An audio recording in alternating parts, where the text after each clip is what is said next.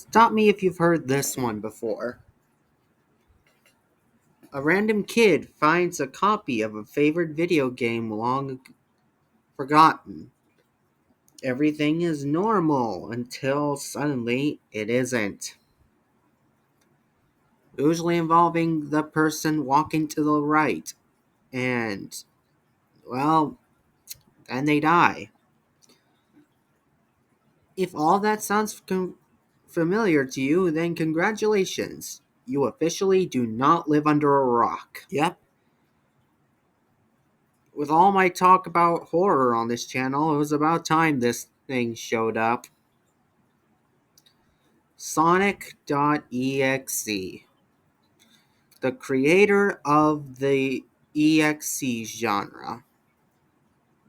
Do we even call it a genre? Sonic.exe, I genuinely believe, is a very lame story and a very lame game that has a ton of potential.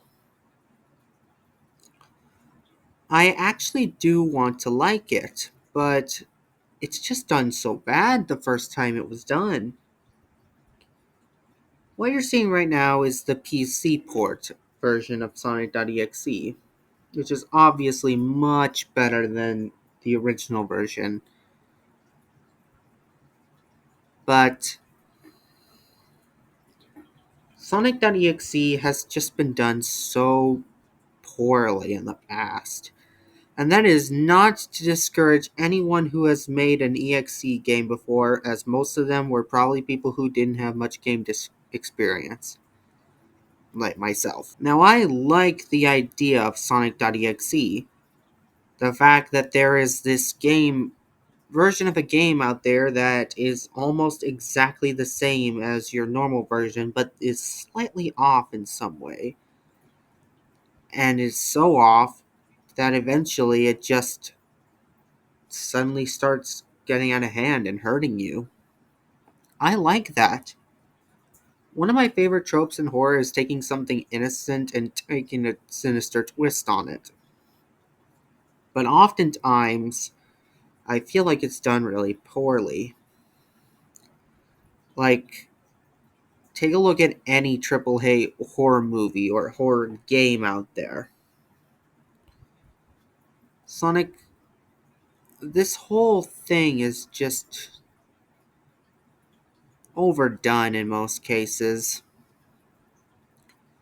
But, like every rule in existence, there's always an exception. And we're going to look at a few exceptions and showing us how to make a proper EXE game. As always, footage belongs to their rightful owners, so please, and none of this is mine. Anyway, let's get it started.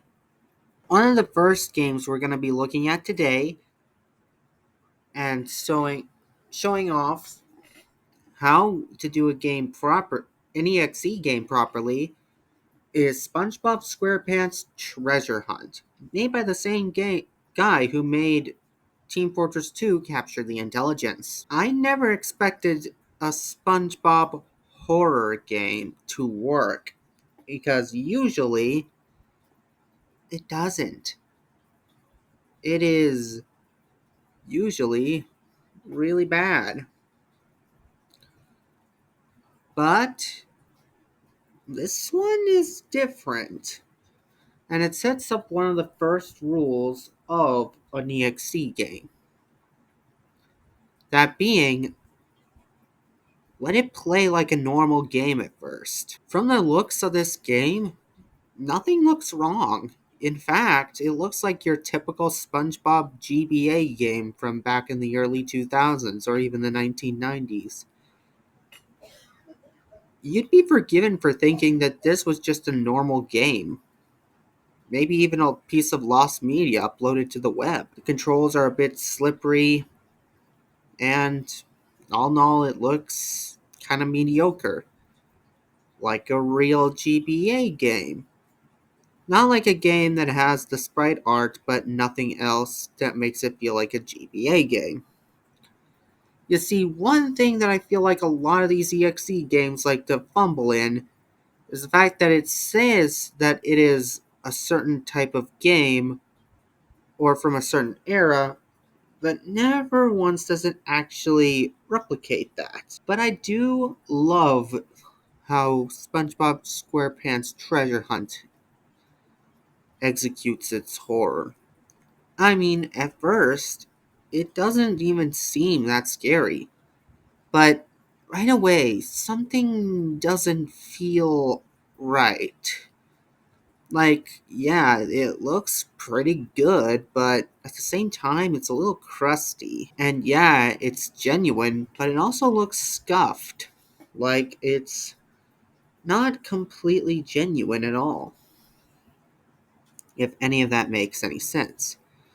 Basically, what I'm trying to say is that this game looks wrong, but only slightly. To the point where you would be forgiven for thinking that this game is legitimate, but you'd also be forgiven for thinking that something isn't right. And once we get to the fourth level of the game, let me just skip ahead here, all suspicions are confirmed. When Mr. Krabs suddenly says this, when I woke, the stench of sulfur was my only solace, trapped within the very earth's maw. That is not a normal piece of Mr. Krabs' dialogue. He'd normally be ranting about money or something like that. But, yeah.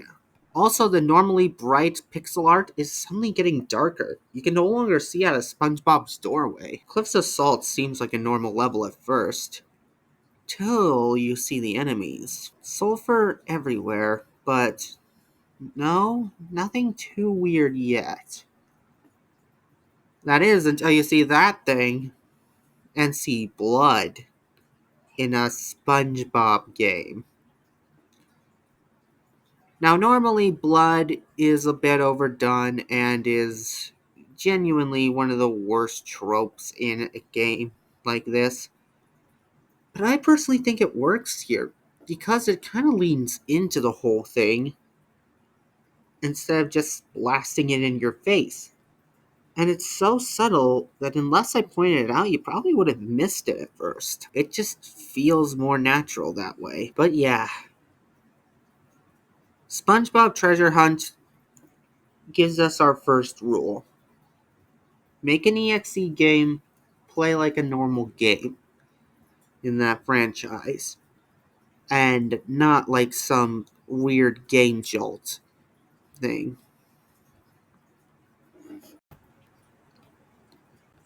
Admittedly, I only had two games in mind. The previous one and the game that actually started this whole thing. Super Mario 64 B3313. I don't know what that stands for.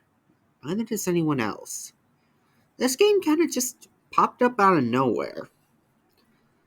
Now, what is B311? What is B3313? Well, this game is a little funny. You see, it's not really an EXE game, but sometimes it acts like one. 3 is basically based off of the beta of Super Mario 64, one that we don't have any gameplay of. This is a very interesting thing. For you see, I love beta slash unused content in video games, trying to imagine what could have been, while also understanding why it's not in the final game. B31 takes full advantage of that. Sorry, I'm having trouble pronouncing its name. I can understand why everything just feels off about this game. First off, it's based off of beta content, aka content that never made it to the final game. But that's not the. But if you've played this game before, you know that's not the only thing that's weird about this whole experience. If you played this before, then everything just feels wrong. For instance, the levels are actually surprisingly empty.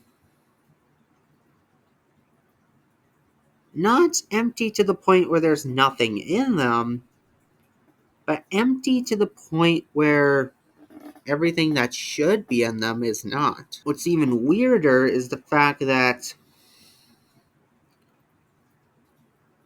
this game, it likes to alter itself. What do I mean? Well, you obviously haven't played this game. B3313 doesn't do any cheap jump scares, and it doesn't fully lure you in with a false sense of security. It looks wrong in all the right ways. But if we skip ahead a little bit, you would see that this courtyard changes to a red hazy mist. Sometimes there could be eyeless Marios, and collecting all the red stars gives you an ending where eyeless Marios start attacking you before resetting the game. Everything about this game is wrong. And yet it doesn't make itself obvious as of why first. It doesn't really start getting weird until you start messing up. In which case, it starts generating a lot of things. Now, I have been saying all of this without saying the obvious. This is based off of the Super Mario 64 is personalized creepypasta. Yeah, remember that? Remember that creepypasta? I do. I wonder what happened to it. Well, like all good creepypastas, it took a simple and mundane topic and tried to turn it a little creepy with a simple concept of human psychology. That in our minds, everything just feels good to us, except for things that don't really belong to us. They just feel, even if they are the exact same thing, even if they are exactly the same as our stuff, it just doesn't feel right. It feels like we shouldn't even have it. It's hard to explain, but that's how I would explain B3313. Like, you're not even supposed to be playing it. First off, it's the beta version of Mario 64, so yeah, we're not supposed to have our hands on this copy. But if you look deeper in the game, you will find that there may be a darker reason why this version was never shipped. This game is but I think this